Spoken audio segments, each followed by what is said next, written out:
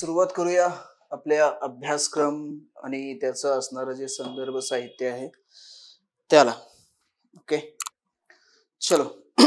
पण त्याच्या अगोदर पहिलं आपल्याला हे जाणून घेणं गरजेचं आहे की परीक्षा पद्धती कशी आहे. कशी होते परीक्षा माहिती आहे? कशी होते परीक्षा? किती टप्प्यात होते? 3 टप्प्यात होते. कोणकोणते टप्पे आहेत? ऑनलाईन तुम्ही पण सांगा. प्रिलिम्स, मेन्स आणि इंटरव्ह्यू होतो. ओके, प्रिलिम कशी होते? ऑब्जेक्टिव्ह. ऑब्जेक्टिव्ह म्हणजे एमसीक्यू म्हणजे एक प्रश्न असतात, हा. 4 ऑप्शन्स. यस, 4 ऑप्शन असतात. तुम्हाला काय करायचं असतं? जाऊन गोल फक्त काळा करायचा आणि तुमचं आयुष्य उज्ज्वल करायचं. ओके, सो अशा टाईपची परीक्षा पद्धती असते. सर्वप्रथम येतो आपला पूर्व परीक्षेचा टप्पा, त्यानंतर येतो मुख्य परीक्षा आणि त्यानंतर येते मुलाखत. पहिला पूर्व पास व्हा, त्यानंतर मुख्य पास व्हा आणि त्यानंतर मुलाखत. आता हे तर माहिती आहे. आता पुढे जायचं, याचे टप्पे काय काय आहेत एक्झॅक्टली. टप्पे तर माहिती झाले. आता पुढच्या गोष्टी, सिलेबस काय असतो. प्रिलिमचा पेपर पहिला आपला पूर्व परीक्षा. पूर्व परीक्षेला काय आहे? 2 पेपर आहेत. 2 पेपरमध्ये पहिला जो सीसॅट आहे तो सीसॅट कसा आहे? क्वालिफाईंग नेचरचा आहे. हा आपला जो आहे ना अर्हताकारी जो आपण म्हणतो, म्हणजेच काय क्वालिफाईंग नेचरचा हा पेपर असतो. इथं तुम्हाला 66 मार्क्स मिळवायचे असतात. 66 काहीतरी पॉईंट समथिंग, हा असं काहीतरी आहे.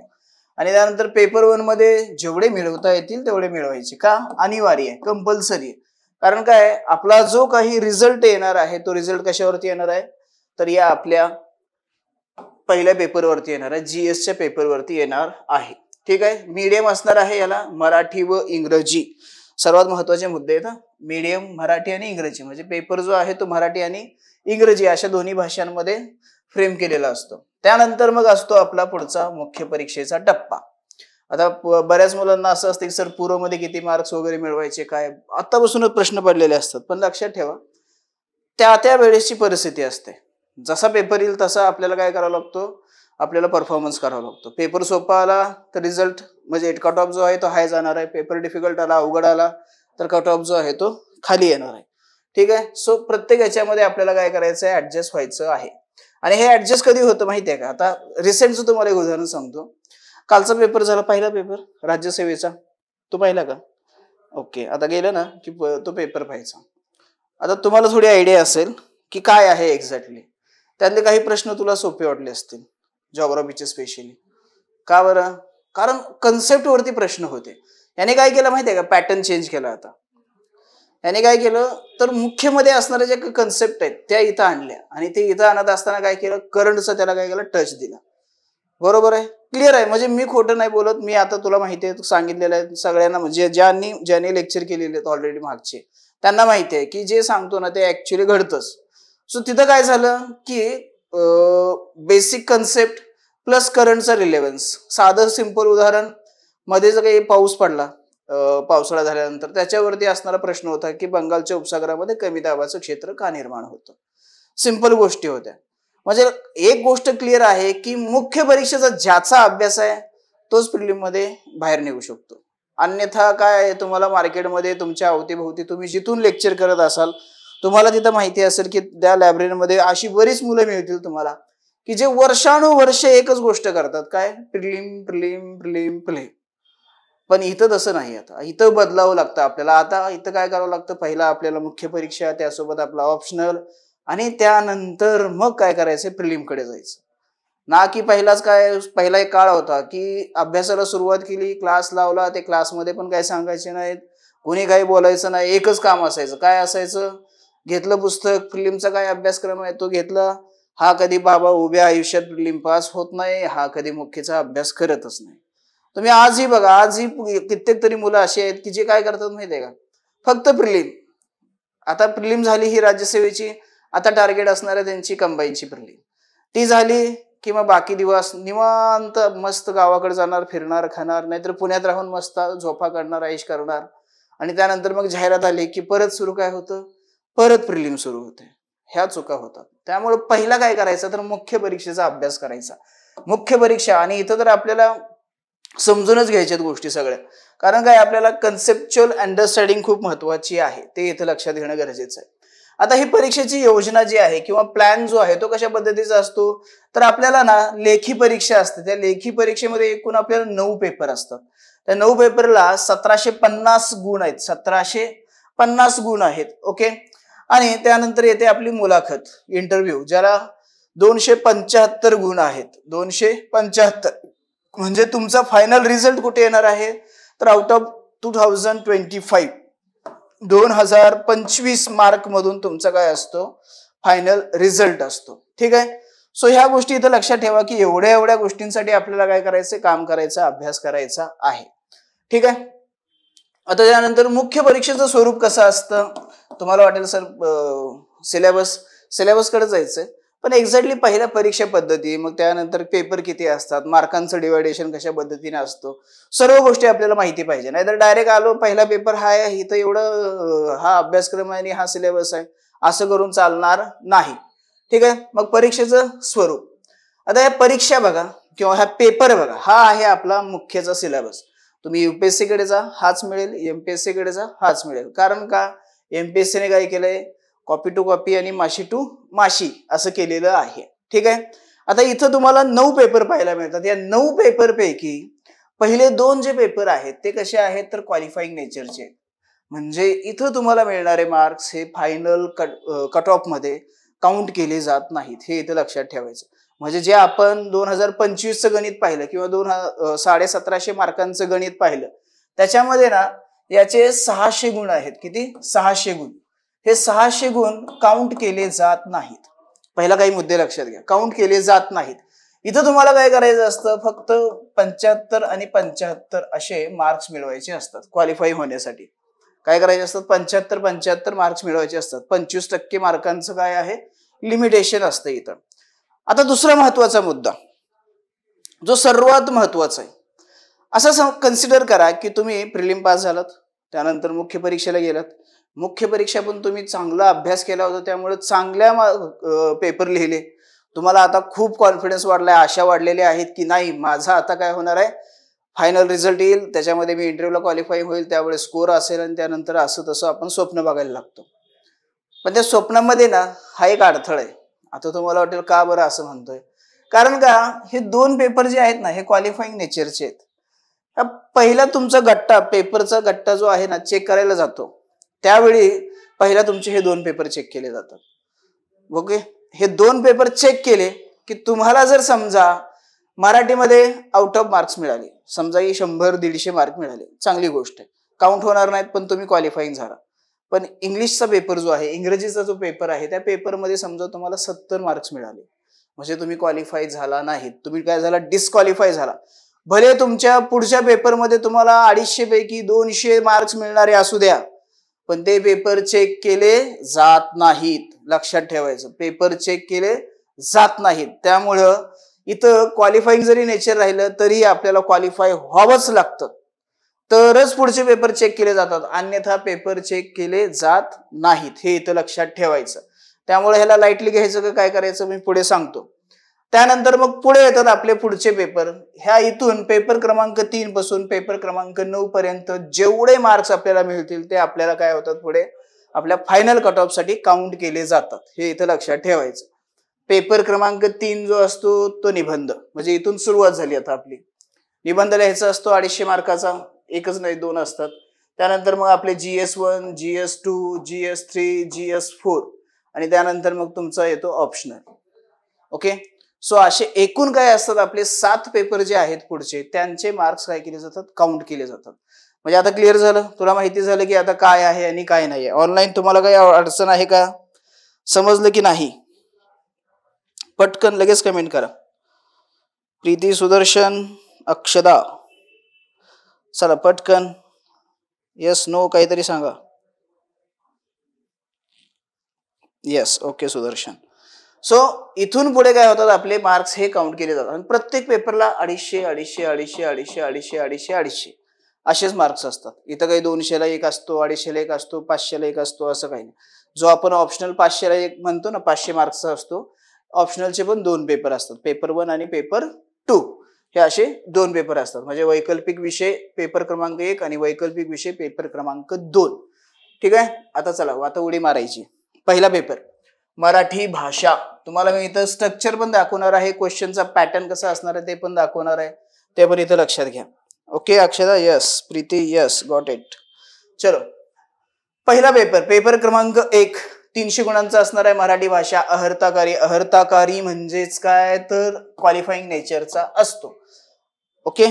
त्यानंतर पुढे याच्यामध्ये काय सांगितलेलं, सिलेबसमध्ये दिलेल्या परिच्छेदाचं आकलन करा, संक्षिप्त लेखन करा, परिपाठ आणि शब्दसंग्रह, लघुनिबंध, इंग्रजी ते मराठी आणि मराठी ते इंग्रजी असं भाषा अनुवाद करायचा आहे. दिलेल्या परिच्छेदाचं आकलन म्हणजे एक पॅसेज दिलेला असतो, पॅसेज वाचायचं, त्याच्या खाली प्रश्न असतो, ते प्रश्न वाचायचे आणि 3-4 ओळीमध्ये त्याची उत्तरं लिहायची. That's it. संक्षिप्त लेखन, प्रिसाइज रायटिंग, 10 ओळीचा पॅसेज असेल तो वाचायचा, त्याच्यानंतर त्याला 3-4 ओळीमध्ये करायचं. That's it. क्लिअर. त्यानंतर परिपाठ आणि शब्दसंग्रह, म्हणी, वाक्प्रचार, समानार्थी शब्द, विरुद्धार्थी शब्द असे शब्द असतात, त्यांचं काय करायचं, अर्थ लिहायचा. विरुद्धार्थी शब्द विचारला असेल, समानार्थी तो लिहायचा. जर वाक्यात उपयोग करा विचारला असेल तर वाक्यात उपयोग करायचा. लघुनिबंध लिहायचा. लघुनिबंध साधारणपणे 100 मार्कसाठी लघुनिबंध असतो, 100 की 60. ओके. सो एक छोटासा निबंध लिहायचा असतो, 600 शब्दांमध्ये वगैरे मर्यादा असते त्याला. आणि त्यानंतर इंग्रजी ते मराठी, एक पॅसेज असतो इंग्रजी, त्याला मराठीमध्ये ट्रान्सलेट करायचं, दुसरा असतो मराठी, त्याला इंग्रजीमध्ये ट्रान्सलेट करायचं. संपलं. सिंपल आहेत ह्या गोष्टी, याच्यामध्ये वेगळं काही करायची आवश्यकता नाहीये. आता महत्वाचा मुद्दा इथं सांगतो, म्हणजे पुढे तुमचं टेन्शनच निघून जाईल. आपण निबंधाची तयारी करतोय, आपल्याला एक निबंधाचं पेपर आहे, म्हणजे आपण जीव ओकून त्याच्यामध्ये काय करणार आहे, निबंधाची तयारी करणार आहे. त्या मग इथं निबंध लिहायला अडचण आहे का? काहीच अडचण नाहीये. आपण प्रिलिम मध्ये सीसॅटचे पेपर सॉल्व्ह करतोय, तिथं आपल्याला पॅसेज येत आहेत, तशाच टाईपचं पॅसेज असणार आहे, वाचायचं, फक्त काय करायचं, उत्तरं लिहायची. एवढा जीएसचा अभ्यास करणार आहे, हे कुठे लागावं त्याच्या समोर, म्हणजे इथं मार्क्स आहेत आपल्याला.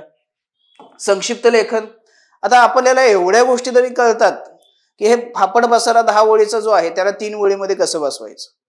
सो ते पण इथं जमतं आपल्याला, त्यामुळे संक्षिप्त लेखन पण गेलेलं आहे. राहिला प्रश्न परिपाठ आणि शब्दसंग्रह. आपली मराठी भाषा आणि आपण मराठी बोलणारे लोक, आपल्याला प्रत्येक याच्यामध्ये आपल्याला म्हणी आणि शब्द ते नेहमी चालूच असतात. म्हणजे नुसतं जरी म्हणाले की आयत्या वेळात नागोबा, लगेच आपल्याला कळतं. आयत्या पिठावर रेघोट्या, बरोबर आहे. दाम करी काम, माहितीच गोष्टी आहेत आपल्याला, त्यात काही वेगळं लॉजिक लावायचंय, त्यामुळं तोही राहिला खाली इंग्रजी ते मराठी. जमत असेल करा, नसेल तर द्या बिंदा सोडून, पण सोडून देऊ नका. काहीतरी काळं पांढरं करून या. ऍटलिस्ट त्या पेपर चेक करण्याला वाटलं पाहिजे की अरे 10 तरी मार्क देऊन टाकू. हे एवढं केलं ना 75 मार्क्स आरामात मिळतात, आणि आपली पात्रता याच्यापेक्षा जास्त होते, हे इथं लक्षात घ्यायचं. ह्यापेक्षा ना आपली पात्रता जास्त आहे. सो तुम्हाला ते मुद्देही दाखवून दिले, निबंध असेल किंवा ह्या गोष्टी असतील. मग यांनी काय केलेलं आहे की पॅटर्न कसा असेल पेपरचा तोही इथं सांगितलेला आहे. ठीक आहे. निबंध जो असणार आहे तो 100 गुणांसाठी असेल. 600 शब्दांची मर्यादा असते. 600 शब्दांमध्ये काय करायचं असतो, तुम्हाला निबंध लिहायचा असतो. सो 600 शब्दांची मर्यादा, 100 मार्क्स असतील त्याला. परिच्छेदाचं आकलन जे आहे त्याला 60 गुण असतात. 12×5 = 60. 12 मार्क्ससाठी एक प्रश्न असतो. 12 मार्क्ससाठी एक प्रश्न. सारांश लेखन 60 प्रश्नांचं, म्हणजे 60 मार्कासाठी असतो. त्याला प्रश्न नसतो, एक पॅसेज असतो, त्याला फक्त सारांश करायचं. त्यानंतर जे भाषांतर आहे, व्हाईस वर्सा मराठी इंग्रजी, या दोन्हीसाठी 20-20 गुण असतात. आणि त्यानंतर जो आपला परिपाठ आणि शब्दसंग्रह आहे याच्यासाठी 40 असतात, आणि ते 20 प्रश्न असतात. 2-2 मार्कासाठी एक प्रश्न असतो. चेंज होऊ शकतं, हे लक्षात घ्या. इथं यांनी सांगितलं नाही की 10 प्रश्न असतील, पण मी तुम्हाला युपीएससीचं सांगतोय. सो ते चेंज होऊ शकतं. युपीएससी वेगळं, त्यांना बंधन नसतं. 40 मार्कासाठी एक पण ते देऊ शकतात, 40 मार्कासाठी ते 10 पण देऊ शकतात, 40 मार्कसाठी ते 40 पण देऊ शकतात, बंधन नसतं. पण मोस्ट ऑफ द फॉलो केलं जाते की 20 वगैरे देतात, म्हणजे प्रत्येक याला 2-2 मार्क्स असतात. सो अशा टाईपचा आपला हा पहिला पेपर असतो, क्वालिफाईड नेचरचा असणार. त्यानंतर मग जाऊया आपण इंग्रजी भाषेकडे. इंग्रजीचा विचार केला, तुम्हाला सेम सिलेबस पाहायला मिळतो, काही गोष्टी फक्त चेंज होतात. दिलेल्या परिच्छेदाचं आकलन तिथंही होतं, इथंही होतं. फक्त काय आहे, हा टोटली काय असणार आहे तर इंग्रजीमध्ये असणारा पेपर आहे.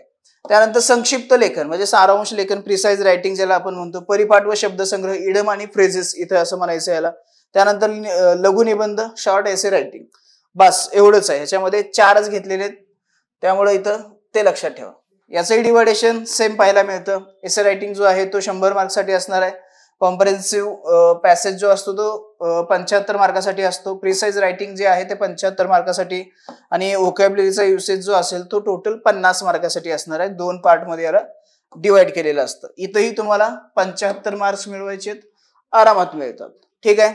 सो याचं नेचर कसं असतं पेपरचं त्या सेम पाठीमागच्या सारखं असतं. आता इथून पुढे कस लागतो पहिला पेपर तो म्हणजे निबंधाचा. निबंध. आता इथं निबंधाच्या अभ्यासक्रमामध्ये अभ्यास काय आहे तर फक्त निबंधच आहे. उमेदवारांनी निबंधाच्या पेपरमध्ये बहुविध विषयावर निबंध लिहिणे काय असतं आवश्यक असेल. निबंधाच्या विषयाची सुसंगत मांडणी करणे, क्रमवार संकल्पनाची मांडणी करणे आणि संक्षिप्त लेखन करणे हे काय असतं त्यांच्याकडून अपेक्षित असतं. किती मार्कासाठी निबंध असतो बाबा? 250 मार्कासाठी असतो. किती शब्दांची मर्यादा असते? 1200. बरोबर. 1200 शब्दांची काय असते मर्यादा असते. एवढ्यामध्ये आपल्याला काय करायचं असतो निबंध लिहायचा असतो. सिलेबस यांनी काही सांगितलं नाही. मी तुम्हाला रेफरन्स पण काही सांगणार नाही. का बरं सांगणार नाही रेफरन्स? पुस्तक नाही आहे का? नाही का मार्केटमध्ये पुस्तक की हे निबंधाचं पुस्तक घ्या, निबंधाचं पुस्तक वाचा आणि परीक्षेमध्ये जाऊन निबंध लिहा आणि काय करा मार्क्स मिळवा, असं आहे का? आहे का? कुठं पाहिलं का मार्केटमध्ये निबंधाचं पुस्तक?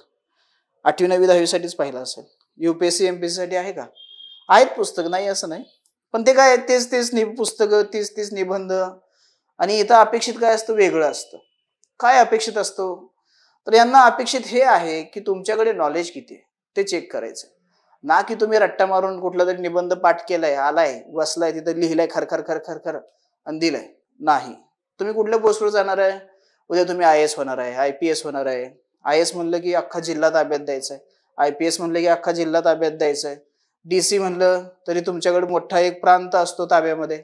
DYSP म्हणलं तर सेम तसंच एक मोठा प्रांत असतो ताब्यामध्ये. एवढ्या हायर लेवलचा जर माणूस निवडायचा असेल तर त्याची बुद्धिमत्ता चेक करावी लागेल ना. नाहीतर असं नको व्हायला की आपलं ते काय म्हणतो रट्टा मारून पास झालेला अधिकारी की ज्याला तिथे गेल्यावर ऍक्शन काय घ्यायची तेच कळत नाहीये. आता आपण इथं बघतोय भूगोल शिकतोय, इतिहास शिकतोय किंवा पॉलिटी शिकतोय, इथिक्स शिकतोय, ह्या गोष्टी शिकतोय. हे अप्लाइड बेसचं नॉलेज आहे. कसं आहे? अप्लाइड म्हणजे अप्लाय करावं लागतं ते आपल्याला. प्रत्यक्षात जाऊन तुम्हाला तिथली परिस्थिती समजून घ्यावी लागते आणि जे तुमच्याकडे नॉलेज आहे त्याला तिथं अप्लाय करावं लागतं. एखाद्या ठिकाणी जर एखादा ऍक्सिडेंट झालेला असेल आणि तुम्ही IPS झालाय आणि त्या तिथून तुमची गाडी चालली किंवा तुम्हाला फोन आला या साहेब इथं असा एक भयंकर ऍक्सिडेंट झालेला आहे. मग तिथं ज्या काही लोकांनी जीव गमावला तिथल्या लोकांना जर जाऊन त्यांचे नातेवाईक जे आहेत त्या नातेवाईकाला जाऊन तुम्ही कुत्र्यासारखं मारायला लागला, ह्याला काय म्हणायचं? अति हुशार म्हणायचं का महामूर्ख अधिकारी म्हणायचं? महामूर्खच म्हणणार आहे आपण. का बरं? त्याला इथिक्सचं नॉलेजच नाही आहे. त्याने काय केलं रट्टा मारून पास झालाय. नाही चालत.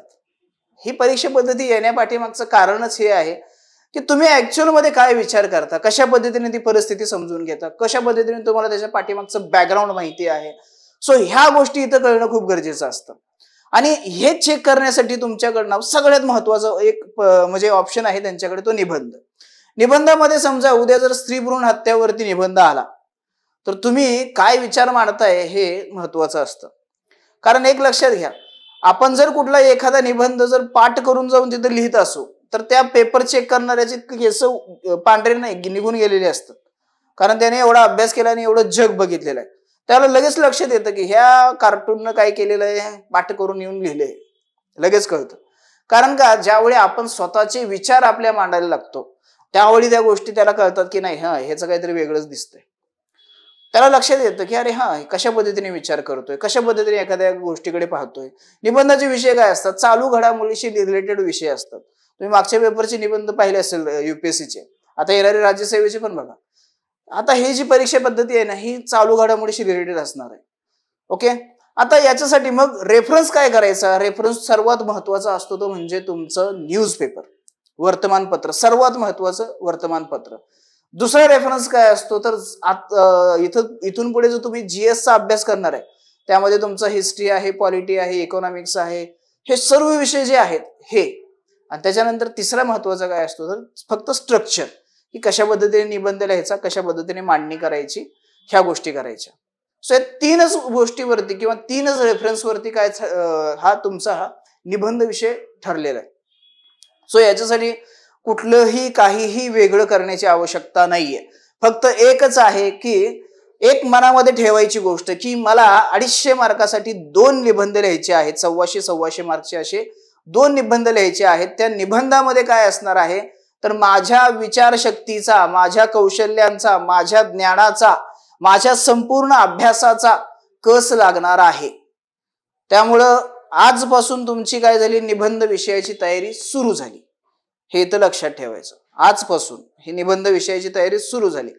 भले तुम्ही भूगोलाचा अभ्यास करत असा, भूगोलामध्ये पण तुम्हाला बेसिक कन्सेप्ट असतात. उद्या जर समजा एखादं, आता जसं की आता ते अटलांटिक महासागरामध्ये जगातलं आजपर्यंतच्या इतिहासातलं सर्वात मोठं महाचक्रीवादळ येऊन गेलं. मग त्या चक्रीवादळानंतरची पूर्व परिस्थिती असा जर काही तुम्हाला विषय आला तर तुम्हाला हे पण माहिती पाहिजे. 1000 शब्द म्हणजे तुम्हाला वाटतं 1000 शब्द लिहायचे, 1000 शब्द वाटतात असे. ज्यावेळी लिहायला बसतो ना त्यावेळी कळतं की अरे 1000 शब्द म्हणजे किती असतात. सो तिथं आपल्याकडे त्या चक्रीवादळाची निर्मिती कशी होते, त्याच्या बेसिक ज्या गोष्टी आहेत, मग ते भूगोलाचं नॉलेज झालं किंवा त्याच्या पुढच्या ज्या गोष्टी असतील ते आपलं करंटचं नॉलेज झालं. ह्या सर्वांचा मिलाप करणं, त्याच्यानंतर त्याच्यावरती सोल्युशन काढणं, ह्या अशा गोष्टी कराव्या लागतात. म्हणजे थोडक्यात लक्षात आलं असेल की ही जी विचार प्रक्रिया आहे ही कायम चालणारी आहे. तुम्ही पाहिजे तेवढी आणखीन इम्प्रूव्हमेंट याच्यामध्ये करू शकता. No limits. काय आहे इथं, नो लिमिट्स. एकच सल्ला देतो, बायस व्हायचं नाही. बायस म्हणजे की एका विचाराने कधी जायचं नाहीये. तुम्हाला जर वाटत असेल की नाही मला उन्हाळा ऋतू आवडतो, मला उन्हाळ्याच मी काय करणार आहे तर सपोर्ट करणार आहे, नाही. तुम्हाला पावसाळा आणि हिवाळा या 2 ऋतूंना देखील काय करावं लागेल, सपोर्ट करावं लागेल. कारण तुम्ही जाऊन जनतेमध्ये काम करणार आणि जनता एक प्रकारची नसते. जनता आपण म्हणतो ना हाताचे पाची बोटं सारखे आहेत का, नाहीये. तसे लोकांची विचारसरणी सारखी असते का, नाहीये. सो त्या पद्धतीने आपल्याला विचार आपले काय ठेवले पाहिजे जेणेकरून सर्वांना सामावून घेता येईल, सर्वांचा सर्वसमावेशक विचार करता येईल. त्यामुळे इथं ते लक्षात ठेवायचं. म्हणजे आता तुम्हाला रेफरन्स लक्षात आले. आता इथं तुम्हाला 2 निबंध लिहायचे असतात. सेक्शन ए मध्ये असतो एक निबंध जो 125 मार्कसाठी असतो आणि सेक्शन बी मध्ये एक निबंध असतो जो 125 मार्कसाठी असतो. सो असे आपल्याला काय करायचे आहेत तर 2 निबंध लिहायचे आहेत. ओके. त्यानंतर दुसरा नाही याच्या पुढचा पेपर 4 ज्याला आपण सामान्य अध्ययन 1 म्हणून ओळखतो. हा खूप फेमस आहे. म्हणजे इथले आता सर्वांच्याच तोंडी एकच असतं, GS1, GS2, GS3, GS4. GS म्हणजे जनरल स्टडीज 4, ज्याला मराठीमध्ये काय म्हणतात, सामान्य अध्ययन 1.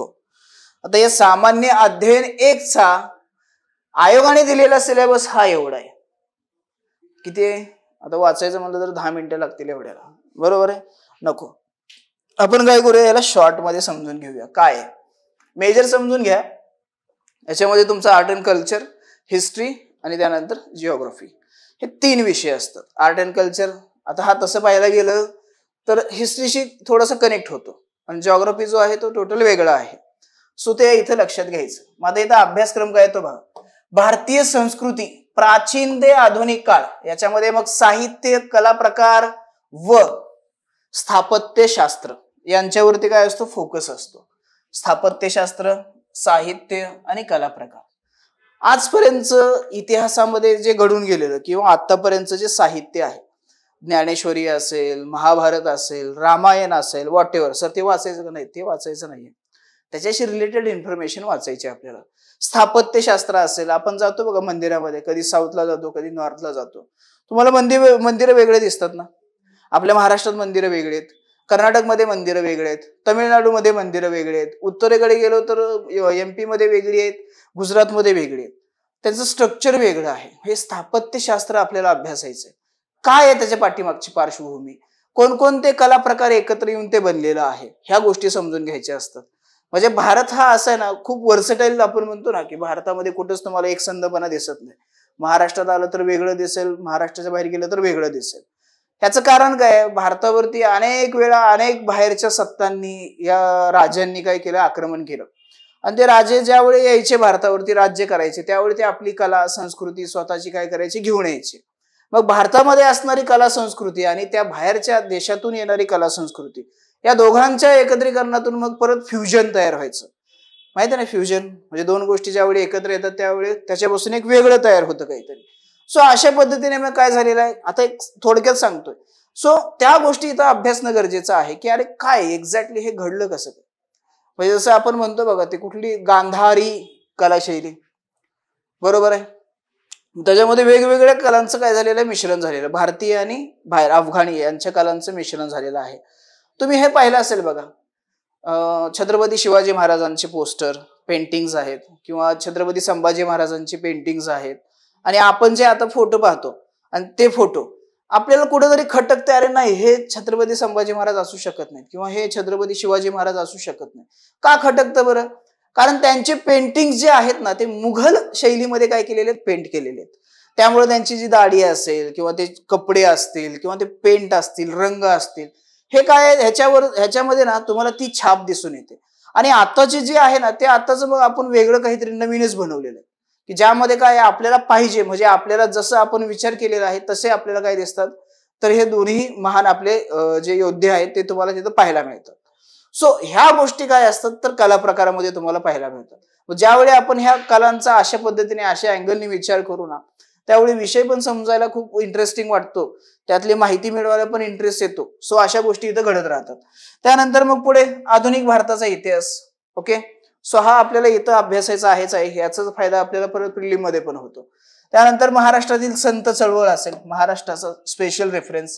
ओके हा इथं एक महाराष्ट्राचा स्पेशल रेफरन्स येतो.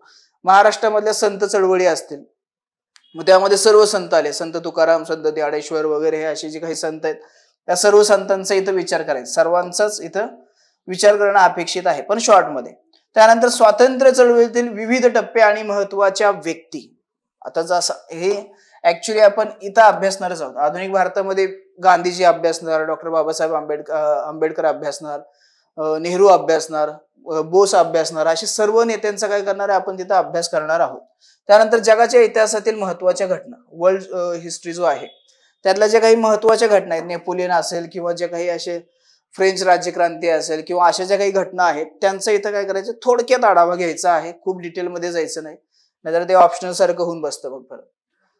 ठीक आहे मग आता हिस्ट्रीसाठी आता संदर्भ ग्रंथ काय पाहिजे बाबा तर इथं सर्वात महत्वाचं असेल एनसीआरटी. एनसीआरटी वाचल्याशिवाय पुढे जायचंच नाही. जसं मंदिरात जाताना नंदीच्या पाया पडल्याशिवाय पुढे जातो का आपण नाही जात मग तसंच एनसीआरटी वाचल्याशिवाय कुठल्याच विषयामध्ये एंट्री करायची नाही हे इथं लक्षात ठेवायचं. मग आता एनसीआरटी सोबत एक जोड द्यायची महाराष्ट्राच्या आपल्या स्टेट बोर्ड्सला म्हणजे महाराष्ट्र राज्य शालेय पुस्तके. मग याच्यामध्ये स्पेशली सांगितलेलं आहे की कोणकोणती पुस्तके वापरायची वाचायची. इयत्ता 11वी व 12वी एनसीआरटी मधला जो काही कला आणि संस्कृतीचा पार्ट आहे सो तेवढं आपल्याला इथं क्लिअर करायचं आहे. त्यानंतर कला आणि साहित्य नितीन सिंघानिया यांचं एक पुस्तक आहे ऑल्सो अवेलेबल इन इंग्लिशमध्येच आहे ते सॉरी ऑल्सो नाही हिंदीमध्ये आहे पण हिंदी आपल्याला समजलं पाहिजे. परत नाहीतर असं व्हायचं आपलं आन्सर रायटिंग मराठी आपण अभ्यास करणार हिंदी त्याच्यानंतर सगळंच गोंधळ व्हायला नको. सो ज्यांना वाटलं कम्फर्टेबल इंग्लिशमध्ये सो ते करू शकता किंवा हिंदीमध्ये. त्यानंतर सर्वात भारी पुस्तक बिपिन चंद्राचं इंडिया स्ट्रगल फॉर इंडिपेंडन्स. अक्षरशः हे पुस्तक वाचत असताना डोळ्यासमोर असं वाटतं महात्मा गांधी हातात काठी घेऊन आता निघालेतच ह्याला दांडी यात्रेला. सो अशा टाईपचं ते पुस्तक आहे. खूप छान पुस्तक आहे. एकदा जर तुम्ही वाचलं तर उभ्या आयुष्यात कधी तुम्ही हे विसरणार नाही इतिहास. एवढा भारी इतिहास दिला याने. त्यानंतर आणखीन काही संदर्भ त्या एनसीआरटी 6 to 12 स्टँडर्ड आता हा हिस्ट्रीसाठी असणार आहे. त्यानंतर स्टेट बोर्ड 6वी ते 12वी सॉरी हे जॉग्राफीचे आले. एक मिनिट थोडस मागे पुढे झालं वाटतं. पहिला हा सिलेबस पाहूया भूगोलाचा. त्यानंतर प्राकृतिक भूगोल भूगोलामध्ये गेला तर प्राकृतिक इथं बघा भूरूपशास्त्र हवामानशास्त्र सागरशास्त्र भारताचा भूगोल महाराष्ट्राचा भूगोल special reference for MPSC UPSC कडे जाल तर याला वगळून जायचं त्यावरती प्रश्न असतात. त्यानंतर आर्थिक भूगोल आणि मानवी भूगोल. आता सर्वात महत्वाचं काय माहितीये का इथं याला जर तुम्ही परफेक्ट केलं तर ह्या गोष्टी यामध्ये आरामात होऊन गेलेल्या असतात. सो याला इथं फोकस करायचा. भूरूपशास्त्र हवामानशास्त्र आणि सागरशास्त्र ह्याच्या पलीकडे भूगोल संपलाच आहे बाकी काहीच नाही. मग बाकी काय करायचं आपला आर्थिक भूगोल आणि मानवी भूगोल. मग इथं स्पेशल काय असेल तर इंडिया आणि महाराष्ट्र या दोघांचा काय करायचं इथं विचार करायचा आहे. मग याचे रेफरन्स काय आहेत तर 6 to 12 स्टँडर्ड पर्यंतचे जे काही आपले एनसीईआरटी आहेत ते, त्यानंतर 6 to 12 स्टँडर्ड पर्यंतचे एनसीईआरटी आहेत ते, त्यानंतर भारत व जगाचा भूगोल GS1 हा इथं आपल्याला काय करायचं एकच रेफरन्स बुक घ्या.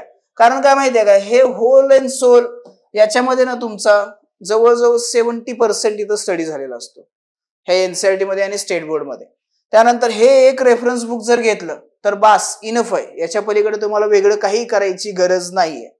जर हे नको वाटत असेल तर मग भारताचा भूगोल माजिद हुसेन सरांचं एक घेऊ शकता, ज्याच्यामध्ये तुम्हाला बऱ्याच गोष्टी पण क्लिअर होतात. पण मी म्हणेल सर्वात वन अँड ओनली एकच फक्त रेफरन्स बुक आहे जो हा, याच्या पलीकडे कुठलंही पुस्तक घ्यायचं नाही, हे इथं लक्षात ठेवा. आणि आपल्या नोट्स आहेतच त्यात. ओके. त्यानंतर मग यांचं पेपरचं स्ट्रक्चर काय असणार. आता पेपर हा स्ट्रक्चर ना तुम्हाला GS1, 2 आणि 3 या तिन्हीसाठी कॉमन आहे. पेपर 4 म्हणजे जो आपला इथिक्स आहे त्याच्यामध्ये थोडंसं स्ट्रक्चर चेंज होतं. सो हे इथं लक्षात ठेवायचं. इथं काय असणार आहे तर 10 प्रश्न हे 10 मार्कसाठी असणार आहेत. 10 प्रश्न 10 मार्कसाठी म्हणजे झाले 100 आणि 10 प्रश्न हे 15 मार्कसाठी असणार आहेत. इथं झाले 150. टोटल कितीचा पेपर आहे 250 मार्कासाठी पेपर आहे. ठीक आहे. परत याच्यामध्ये सेक्शन वगैरे इथं केलेले नसतात, हे इथं लक्षात ठेवायचं. सेक्शनचं वगैरे असं इथं काही नाहीये. सेक्शन कुठे येतात तर तुम्हाला तुमच्या ऑप्शनल मध्ये वगैरे सेक्शन येतात. ठीक आहे. हे इथं असे तुम्हाला काय करायचे आहेत 20 प्रश्न लिहायचे आहेत, 20 प्रश्न सोडवायचे आहेत. त्यानंतर पुढे सामान्य अध्ययन 2 GS2 ज्याला आपण म्हणतो GS2 हा इथं आपल्याला पाहिजे. GS2 मध्ये काय आहे तर हे एवढं सिलेबस आहे. पण पहिला आपण काय म्हणतो पॉलिटी. काय असणार इथं पॉलिटी असणार आहे. ठीक आहे. इथं प्रशासन, संविधान, राज्यशास्त्र, सामाजिक न्याय, आंतरराष्ट्रीय संबंध ज्याला सिंपल भाषेमध्ये काय म्हणतात IR. काय म्हणायचं त्याला IR इंटरनॅशनल रिलेशनशिप. मग अभ्यासक्रम बघा भारतीय संविधान, ऐतिहासिक पार्श्वभूमी, उत्क्रांती, वैशिष्ट्य, सुधारणा आणि मूलभूत संरचना. याच्या पलीकडे दुसरं काहीच नाही. त्यानंतर भारतीय संविधानांची इतर देशांची करायची तुलना. त्यानंतर कार्यपालिका, न्यायपालिका यांची रचना, केंद्र राज्य यांच्या योजना, भारत आणि शेजारील राष्ट्रांचे संबंध आणि महत्वाच्या आंतरराष्ट्रीय असणाऱ्या संघटना. सो ह्या गोष्टी इथं आपल्याला काय करायच्या अभ्यासायच्या आहेत. भारतीय संविधानाची तर तुम्हाला इन डिटेल मध्ये चर्चा करायची आहे. खूप सोपा, खूप इझी असणारा हा पेपर आहे. चांगले मार्क्स देतो इथं इंटरेस्ट असेल तर, नाहीतर मग परत बोरिंग व्हायला लागतं. पण इंटरेस्ट असतो, तसं काही एवढं हे नाहीये. कारण ह्याला जर तुम्ही कनेक्ट करण्याचा प्रयत्न केला ना, हिस्ट्रीमध्ये तुम्ही याचे कनेक्शन शोधू शकता. हा जो पहिला टॉपिक आहे ना भारतीय संविधानाचा जो ऐतिहासिक पार्श्वभूमी वगैरे आहे, हे तुम्हाला तिथं पाहायला मिळतं. रेग्युलेटिंग ऍक्ट असतील किंवा त्याच्यानंतर सुधारणा कायदा वगैरे असं बरंच काय काय घडलेलं आहे ना. म्हणजे 1950 पर्यंत 1947 पर्यंत इंग्रज होते आणि तो आपण मॉडर्न हिस्ट्रीमध्ये अभ्यासतो. सो त्या मॉडर्न हिस्ट्रीमध्ये तुम्हाला ह्याचे कुठेतरी तुम्हाला अंश पाहायला मिळतात. त्यामुळं इंटरलिंकचा जो पार्ट येतो ना तो इथं कनेक्ट करत राहायचा सारखं, की त्याचा याचा इथं संबंध आहे. हिस्ट्री केला तर तुम्हाला ह्या गोष्टी इथं करत असताना क्लिक व्हायला लागतात, की अरे हा हिस्ट्रीमध्ये हे होतं ते होतं. सो ते असेल. मग भारताच्या संविधानाची इतर देशांशी असणारी तुलना. पहिलंच वाक्य आहे बघा, हिस्ट्री म्हणजे आपण पॉलिटी ज्यावेळी वाचतो ना, भारतासारखं संविधान जगात कुणाचंच नाही. विस्तृत, लिखित, ताठर, लवचिक अशा स्वरूपाचं. मग करा तुलना. अमेरिकेच्या संसद राज्यघटनेमध्ये किती कलम आहेत, ब्रिटनमध्ये आहेत का कलम? ब्रिटनचं तर तुम्हाला माहिती आहे का राज्यघटनाच लिहिली नाही. ते असं चाललेलं आहे. ते म्हणतात आमच्याकडे राज्यघटना आहे नुसतं. ते नियम पाळतात, नियमावरती चालतात. ठीक आहे. त्यानंतर कार्यपालिका, न्यायपालिका, जे काही आपलं प्रशासन चालतं ते प्रशासन वेगळं आणि जे आपले हे राजकारणी काम करतात ते. आणि दुसरं एक महत्वाचं अंग किंवा पाया म्हणूया आपण, तो म्हणजे न्यायपालिका. म्हणजे आपले जे काही उच्च न्यायालय, सर्वोच्च न्यायालय, ही जी न्यायालय आहेत ते. त्यानंतर केंद्र आणि राज्यांच्या असणाऱ्या योजना आणि भारताचे आंतरराष्ट्रीय संबंध. मग भारत पाकिस्तान, भारत नेपाळ, भारत चीन, भारत बांगलादेश हे जवळचे देश. आणि याच्याही परत मग बाहेर जाऊन थोडंसं मग अमेरिकेसोबतचं चाललेलं सध्याचं डोकोदुखी, टॅरिफ काय, हे काय, ट्रम्प काय म्हणतो, मग त्याचा संबंध काय येणार, ह्या गोष्टी. सो ह्या गोष्टी पण इथं काय करायच्यात आपल्याला अभ्यासायच्या. आणि याच्यामध्ये तुम्हाला ना आपला जो काही जीव आहे भूगोल, याचा तुम्हाला बऱ्यापैकी बेनिफिट मिळतो. कारण का आपल्याला क्लिक होतात गोष्टी, कुठं काय कोण आहे आणि काय नाहीये. सो हे येतं असेल. मग आता याचं संदर्भ साहित्य परत एकदा एनसीईआरटीची पुस्तकं, यांच्याशिवाय पुढे जायचं नाही. पण इथं स्पेसिफिक पुस्तकं वाचायची आहेत. क्लास 11 पॉलिटिकल थिअरी, क्लास 11चं पार्ट 2 आहे Indian constitution at work, class 12चं politics in India since independence. एवढे इंटरेस्टिंग पुस्तक आहेत ना, खूप खूप भारी पुस्तक आहेत हे. एकदा जर वाचायला घेतलं ना शेवटपर्यंत सोडतच नाही आपण. क्लास 12चं परत कंटेम्पररी वर्ल्ड पॉलिटिक्स. सो एवढ्या गोष्टी करा, पॉलिटीमध्ये आरामात मार्क्स मिळतात. त्यानंतर जर रेफरन्सचा विचार केला तर इंडियन पॉलिटी एम लक्ष्मीकांत यांचं, त्यानंतर भारतीय राज्यघटनेची ओळख डी डी बसू यांचं एक पुस्तक आहे, खूप छान आहे हे पण. आपली संसद सुभाष कश्यप. या तिन्हीपैकी एक घ्यायचंय, तिन्ही घ्यायची नाही, नाहीतर जाऊन लगेच म्हणाल हे 3 पुस्तकं द्या. तिन्हीमध्ये कंटेंट तोच आहे, सर्व गोष्टी तेच आहेत, फक्त भाषा बदलते. पुस्तकं दुकानात गेलात कधी ही पुस्तक लगेच घ्यायचं नाही. काय करायचं, 2-4 पानं चाळायची, वाचायची. वाचल्यानंतर जर तुम्हाला वाटलं की नाही मला याची भाषा समजते तरच पुस्तक घ्यायचं, नाहीतर पुस्तक घ्यायचं नाही. नाहीतर काय उगाच आणायचं आणि ठेवून दिलं, परत त्याच्याकडे बघितलंच नाही, असं व्हायला नको. त्यानंतर आयर जो आहे, मग आयर साठी काय रेफरन्सेस आहेत, तर आयर साठी तुम्हाला शैलेंद्र देवळणकरांचं एक पुस्तक आहे ते वाचू शकता. त्यानंतर आपली जी काही परराष्ट्र मंत्रालयाची वेबसाईट आहे त्याच्यावरती प्रत्येक वेळी जाऊन व्हिजिट करायचं. का व्हिजिट करायचं, कारण लक्षात घ्या बऱ्याच पॉलिसी डिक्लेअर केलेल्या नसतात, म्हणजे सामान्यपर्यंत आपल्यापर्यंत येत नाहीत किंवा आपण त्यावर लक्ष देत नाही. मग आपल्याला माहिती असणं गरजेचं आहे की भारत पाकिस्तान सध्या काय सुरू आहे. आपण इकडे शिवाय देतो भारत पाकिस्तान, पाकिस्तान ऐसा पाकिस्तान वैसा हे ते, आणि परराष्ट्र मंत्रालयाच्या वेबसाईटला गेल्यावर कळतं की भारताचं पाकिस्तान सोबतचं एक्सपोर्ट सुरूच आहे आणि इम्पोर्ट पण सुरूच आहे. जसं चायनाच्या बाबतीमध्ये होतं, गणपती आला दिवाळी आली की आपण म्हणतो चायनीज प्रोडक्ट बॅन, आपण चायनीज माळा वापरायच्या नाहीत, हे नाही करायचं ते नाही करायचं. इकडे तर आपलं सरकार जोरामध्ये तिकडून गोष्टी इम्पोर्ट करतं आणि आपण इकडे नुसतं बोंबलत बसतो. मग एक्झॅक्टली परिस्थिती काढायची असेल तर ह्या इथं जाऊन तुम्हाला ती कळते. त्यानंतर India and world through the eyes of Indian diplomats by Surendra Kumar यांचं एक पुस्तक आहे, तेही इथं घेऊ शकता. ओके. आणखीन एक सांगेन, काही करायचे नाही, लगेच पुस्तकं घ्यायची असं नाहीये, फक्त माहिती असावं आपल्याला की काय करायचं काय नाही. ज्यावेळी हे लेक्चर स्टार्ट होतं त्यावेळी तुम्हाला त्या फॅकल्टी सांगतात की कुठले पुस्तकं घ्यायची आणि काय करायचं. ठीक आहे. सो त्यांनाही तुम्ही थोडंसं कन्सिडर करून चालायचं. त्यानंतर पुढे याचं स्ट्रक्चर सेम, जसं मगाशी सांगितलं की काय आहे, GS3 पर्यंत सेम असणार आहे. 10 मार्कसाठी 10 प्रश्न 100 आणि 15 मार्कसाठी 10 प्रश्न. इथं काय असेल 150, म्हणजे टोटल 250. हे इथं सेम पॅटर्न तुम्हाला इथं पाहायला मिळतो. त्यानंतर सामान्य अध्ययन 3 GS3चा विचार केला तर यामध्ये कुठले विषय आहेत, तर एवढे विषय. पण लक्षात घ्या इथं तंत्रज्ञान, आर्थिक विकास, जैवविविधता, पर्यावरण सुरक्षा व आपत्ती व्यवस्थापन आणि महाराष्ट्राचा विशेष संदर्भ.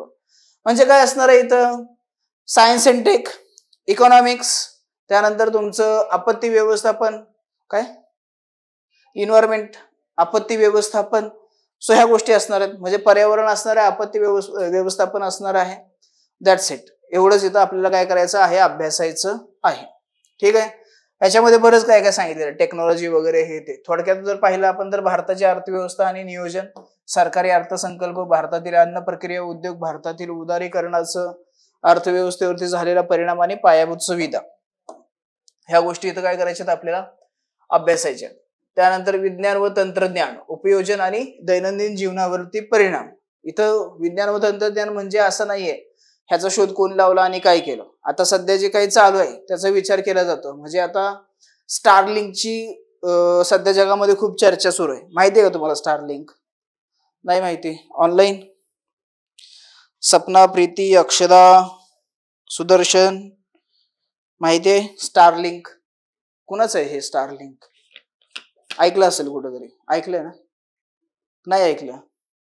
तू नाही ऐकलं? अरे ऑनलाईन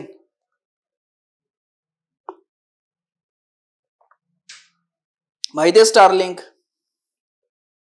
अक्षदा no. Okay. Preeti, Sudarshan, Starlink, तुम्ही नेट वापरता बरोबर? नेट कसं येतो तुमच्यापर्यंत? नेट इंटरनेट कसं आणतं? किलोवर आणतं का पोत्यात भरून? ऑनलाईन 5G 5G असतं. ओके. पण मिळतं कसं तुम्हाला ते? ज्याचं कार्ड असेल त्याच्यात जे VI किंवा अच्छा, म्हणजे कंपनी थ्रू. कंपनी. हा, पण कंपनी थ्रू मिळतं. प्रत्येकाकडे कार्ड आहे. माझ्याकडे जिओ आहे, तुझ्याकडे आयडिया आहे, तुझ्याकडे एअरटेल आहे. पण आपल्या तिघाकडे येतं कुठून? ऑनलाईन. कुठून येतं? टावरवरून येतं. बाय एअर आहे का नाही? त्या वेव्ज असतात, त्या फ्रिक्वेन्सी वगैरे असतं, त्याच्यातून येतं. ठीक आहे. आता ह्याला लिमिटेशन आहेत. म्हणजे कुठं कधी कधी असं होतं का, आपण घरी गेलो, गावाकडे डोंगरात कुठं तर फिरायला गेलो, नेटवर्कच गेलो, नेट चालत नाही, फोन लागत नाही, काहीच होत नाही. मग करायचं काय? आता अवघड झालं. आता मग असा जगामध्ये असे कितीतरी भूभाग आहेत की जिथपर्यंत इंटरनेट सेवाच पोहोचलेल्या नाही आहेत. मग ह्या इलॉन मस्कनं काय केलं? डोकं लावलं. हे म्हणतात ना, ते तुम्ही पहिला आयडिया आणा, त्याच्यावरती काम करा, मग तुम्हाला जगातलं कुणी चाडू शकत नाही. इलॉन मस्कनं काय केलं? तेच केलं. त्याची स्टोरी जर वाचली तर तुम्हाला तेच लक्षात येईल. ते पेपाल वगैरे, रेझर पे हे ऍप आहेत ना, हे डेव्हलप केले, पैसे कमवले, विकले, ते पैसे दुसरीकडे इन्व्हेस्ट केले, आज तो जगातला सगळ्यात श्रीमंत माणूस झाला. आता हे स्टार लिंक पण त्यानं सांगलं. काय करणार आहे तो? तर त्यानं काय केलं? ह्या गोष्टी म्हणला द्या सोडून, कुठलं टावर, सिम कार्ड घ्या, हे करा, ते सोडून द्या. तुम्ही काय करा? मी सॅटेलाइट सोडतो. तो सॅटेलाइट सोडणार आता, आणि त्या सॅटेलाइट थ्रू काय होणार? तुमच्याकडे डेटा येणार.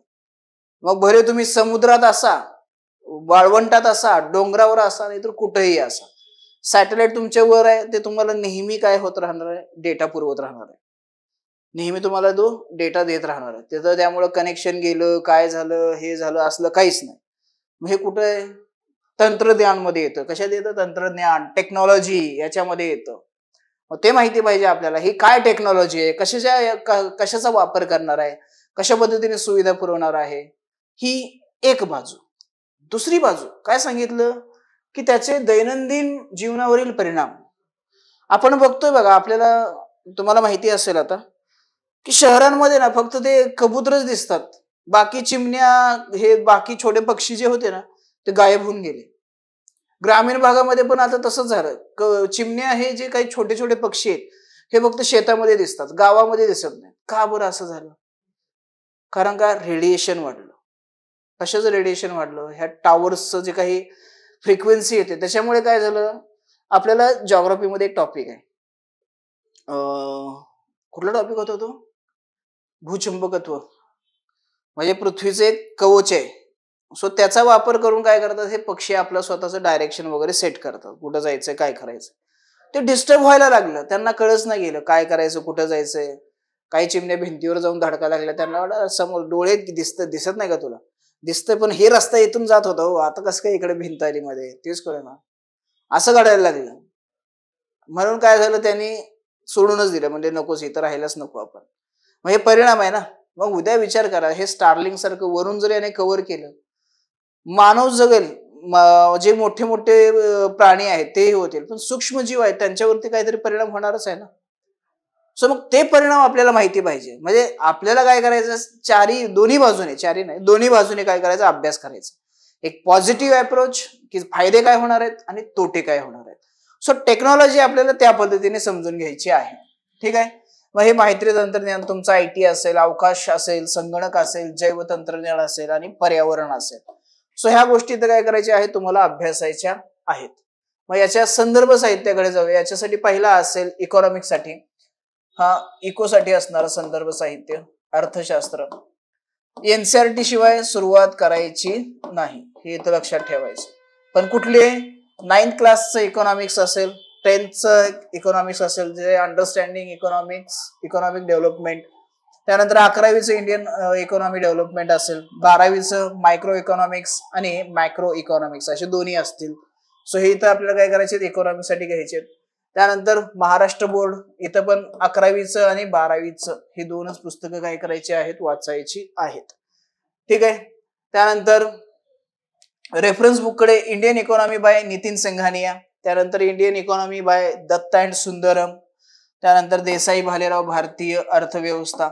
इथे एक तुम्हाला सजेशन देतो, एक कुठलं तरी रेफरन्स बुक घ्यायचं, अपडेटेड घ्यायची गरज नाहीये प्रत्येक वेळी, कारण इकॉनॉमिक्स हा अपडेट होत जातो. आपण करंटचा अभ्यास करतोय, सो त्याच गोष्टी आपण काय करायची, इथं टच द्यायचे.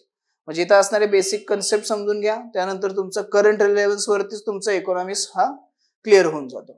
त्यानंतर राहतो सायन्स. सायन्सकडे गेल्यानंतर इथं सर्वात महत्वाचं, इथं ना प्रत्येक ह्याच्यामध्ये फ्रायडे की संडेला संडेला ना हिंदू न्यूजपेपरमध्ये एक आर्टिकल्स येतात, सायन्सशी रिलेटेड असतात ते. सो ते आर्टिकल्स काय करायचे, व्यवस्थित वाचायचे, समजून घ्यायचे, यांची एक पुरवणीच येते मे बी. त्यानंतर शालेय पुस्तकं आपली 9वी आणि 10वीची असतील, एनसीईआरटी पण 11वी आणि 12वीची, विशेषतः बायोलॉजी आणि झूलॉजी याच्यावरती फोकस करायचा, कारण का याच्यावरती थोडेसे प्रश्न जास्त पाहायला मिळतात. टेक्नॉलॉजी तर आपण करंट मध्येच करून टाकतो, सो टेक्नॉलॉजीसाठी वेगळं काही करायची गरज नाहीये. राहिलंच तुम्हाला वाटलं नाही माझ्याकडे रेफरन्स पाहिजेच, कारण काय थोडीशी हिस्ट्री पण आपल्याला माहिती असावं लागते सायन्सची. सो मग एक पुस्तक घ्या, विज्ञान आणि तंत्रज्ञान, डॉक्टर सुहासिनी मुळीक यांचं. ओके. त्यानंतर पुढे पेपर पॅटर्न सेम, पेपर 3 पर्यंत सांगितलं होतं की सेम असणार आहे. 10 मार्क्सचे 10 प्रश्न, 15 मार्क्सचे 10 प्रश्न, 100 100 150, किती झाले, 250. अरे अच्छा 250 झाले, मला वाटलं 100 150 250. सो अशा टाईपचा पेपर असतो. त्याच्यानंतर आता पुढचा पेपर असेल आपला GS4, ज्याला आपण सामान्य अध्ययन 4 म्हणतो, सिरियल मध्ये असणारा 7वा GS4. हा पेपर तत्वज्ञान शिकवतो तुम्हाला. काय शिकवतो, तत्वज्ञान शिकवतो. काय आहे, नीतिशास्त्र, सचोटी आणि अभियोग्यता. आता मगाच्याच उदाहरणाकडे जाऊया. सुरुवातीला जे उदाहरण तुम्हाला दिलं होतं, काय होतं उदाहरण, एक IPS आहे, तुम्ही IPS आहात, ऍक्सिडेंट झाला, तिथं नातेवाईक एकांचा एक्सपायर झाला, त्याचे नातेवाईक आले आणि ते रडायला लागले, गोंधळ करायला लागले. तुम्ही IPS आहे, तुम्ही गेला, काठी घेतली, हे कुत्र्यासारखं बडावायला लागलं, बरोबर आहे का ते? तुम्ही काय म्हणलात, नाही. का बरं तसं योग्य वाटलं तुम्हाला, की नाही मारायला नको त्यांना? काय वाटतं? त्यांची मानसिक स्थिती नीट नसते. ओके. ते इमोशनल झालेले असतात, त्यांच्यावर ह्याच्यावर दुःख असतं, की त्यांना वाटतं नाही माझा जवळचा गेला कुठेतरी, वॉटेवर असं तसं. दुसरं उदाहरण कालचंच उदाहरण आहे, रिसेंटचं. नवले पुलावरती ऍक्सिडेंट झाला, बरीच लोक म्हणजे वाहनांचं नुकसान झालं, बऱ्याच लोकांचा जीव पण गेला. त्याच्यानंतर ना ते ट्रक वगैरे बाजूला काढले, तिथं जे काही लोक ज्यांचा जीव गेला होता, ज्यांचं नुकसान झालं, म्हणजे हे झालं होतं, अशा लोकांचे ना वॉलेट, गळ्यातलं सोनं नाणं, पैसे रस्त्यावरती पडलं होतं. मग ती लोक ना जाऊन ते पैसे उचलत होते, जमा करत होते. त्यातल्या कुणाला तरी एकाने काय केला, व्हिडिओ काढला. किती असंवेदनशील लोक असतील, असा तो व्हिडिओ काढला आणि त्यांना ते गाणं बिणं लावून ते व्हायरल केला. लोक त्या लोकांना शिव्या द्यायला लागले, की किती म्हणजे लोकांना काही कळत नाही, हे नाही ते नाही. आपण काय विचार करतो ह्या गोष्टीवरती? आता काय वाटतं तुम्हाला, ते पैसे उचलायला पाहिजे होते की नको? ऑनलाईन तुम्ही पण सांगायचं, नुसतं बघायचं नाही घुम्यासारखं. सांगा, तुम्ही पण न्यूज वरती पाहिलं असेल ते. काय वाटतं, पैसे उचलायला पाहिजे होते की नको होते? नको. अरे मग त्यावरून गाड्या गेल्या, हे झालं, ते असंच जाणार आहे ना, ते वायाच जाणार आहे की. त्या लोकांनी असं केलं का, ऍक्सिडेंट झालाय, लोक तडफडत आहेत, आणि ती लोक जाऊन म्हणतात का पैसे दे पैसे दे, सोनं दे, असं करतायत का? नाही. असं केलं असतं तर म्हणलं असतं की चुकीचं आहे. पण त्या लोकांनी काय केलं, किती लोक झालं गेलं सगळं, आता ते घेऊन गेले, गाड्या काढल्या, रस्ते मोकळे केले, पण त्याचे काही पडलेला ऐवज होता, पैसे होते. मग कुणाला तरी दिसलं, कोणतरी गेलो गोळा करायला, उचलायला, हे करायला. ते असंही जाणार आहे, तसंही जाणार आहे. तसं पाहायला गेलं प्रॅक्टिकली तर योग्यच आहे, कारण जे काही कॉईन आहेत, नोट आहेत, सोनं आहे, ते असं डॅमेजच होऊन जाणार ना रस्त्याखाली, त्या मातीत जाणार आहे, इकडे जाणार आहे, फाटून जाईल, तुटून जाईल, असंच होणार आहे. मग घेतलं कोणीतरी काय वाईट आहे त्याच्यामध्ये, काय चुकीचं आहे? जर त्यांनी त्यावेळी घेतलं असतं, तिकडे ट्रक पेटलाय, लोक ओरडतायत, रडतायत, आणि काही लोकांचं चाललंय हे पैसे दे, सोनं घे, हे कर, तर चुकीचं होतं. आता होतं काय माहितीये का, आपल्याकडे ना दाखवलं जातं असं की एखादी गोष्ट घडली आणि त्याच्या पाठीमागे जर असा काही इन्सिडेंट घडला तर ना हे चुकीचंच आहे. म्हणजे बघण्याचा दृष्टिकोन असला कसा असतो बघा तो, की हे चुकीचं आहे. हा, अशीच एक घटना आणखीन एक घडली होती. किल्लारीचा एक भूकंप झाला होता 1993ला. लातूर जिल्ह्यामध्ये किल्लारी नावाचं ठिकाण आहे का कोणी लातूरकर?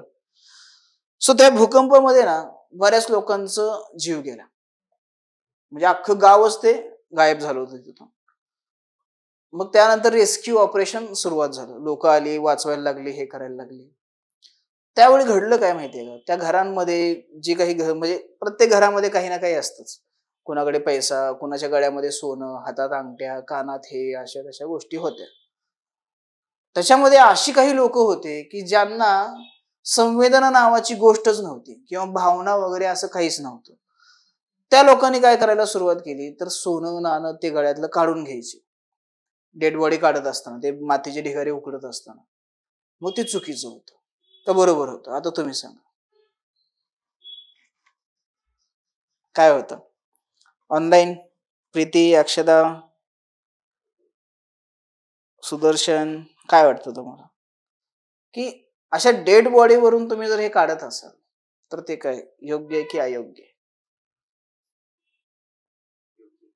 कसं काय योग्य आहे? त्यांचे कोणच नाही ना राहिले. असं कसं? नातेवाईक असतील, कोणतरी असेल बाहेर इकडे तिकडे. म्हणजे ते तिथून काढून जर त्यांच्या नातेवाईकांना दिले तर योग्य नाही ना, ते कसे नातेवाईकाला देतील? बाहेरून गेलेली लोक ते उचलायची खिशात घालायची, उचलायची खिशात घालायची. ते वाचवण्यासाठी वगैरे नव्हतेच. म्हणजे तिथं संवेदना हरवल्या होत्या. पहिला काय महत्वाचं होतं की अरे एवढ्या भयंकर दुःखाच्या परिस्थितीमध्ये जर तुम्ही जाऊन तिथं जर फक्त नाही मला हे पाहिजे ते पाहिजे असं करत असाल तर ते चुकीचं आहे.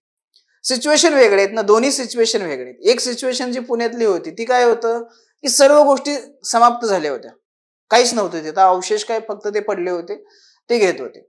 आता ते घेतलं तरी कोणाचं काही नुकसान नाहीये, नाही घेतलं तरीही काही कोणाचं नुकसान नाहीये. पण घेतलं तर काय वाईट आहे हा मुद्दा आहे. परंतु तिथं मी काय म्हणालो होतो की अरे ही अशी परिस्थिती होती की इथं काय झालंय, ते डेड बॉड्या दिसत आहेत तुम्हाला आणि तुम्ही त्यातलं काय करताय, ते डेड बॉड्या वाचवणं, बाहेर काढणं हे सोडून तुम्ही काय करताय, तर गळ्यातलं सोनं नाणं, घरातला पैसा अडका हे शोधण्याचा प्रयत्न करताय, ते लुटण्याचा प्रयत्न करताय. मग हे चुकीचं आहे. मग हे त्यावेळी शरद पवार त्यावेळी आपले महाराष्ट्राचे मुख्यमंत्री होते, त्यांनी सांगितलं की अरे बाबा हे असं चाललंय. मग ते पोलीस प्रोटेक्शन मध्ये त्या गोष्टी काढायला लागल्या.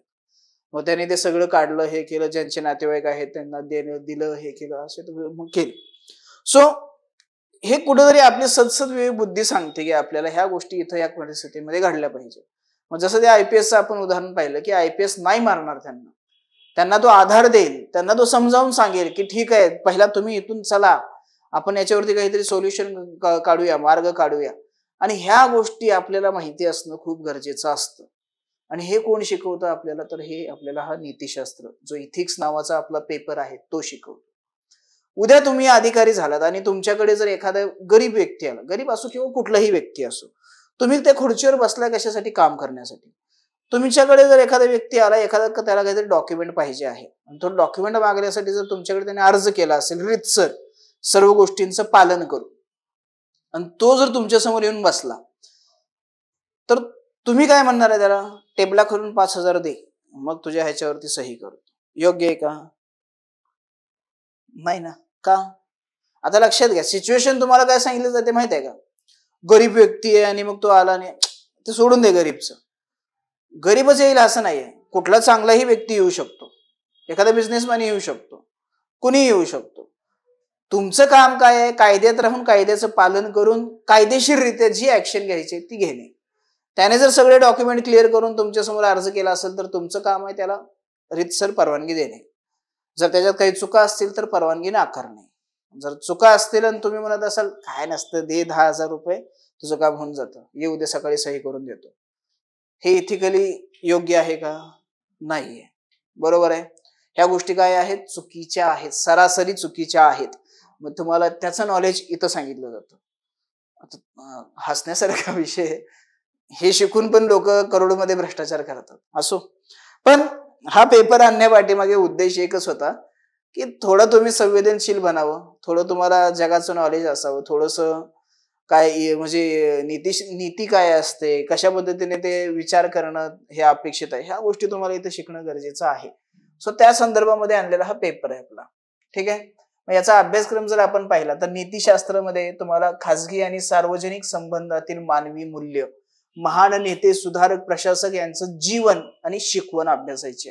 साधं सिंपल उदाहरण सांगतो. महात्मा गांधी, आपण म्हणतो महात्मा गांधी देशाचे पितामह आहेत. त्यांची आपल्याला एकच बाजू दिसते, सत्याग्रह केला, हे केलं, इंग्रजांच्या विरुद्ध आंदोलन केलं आणि ते पुढे गेले.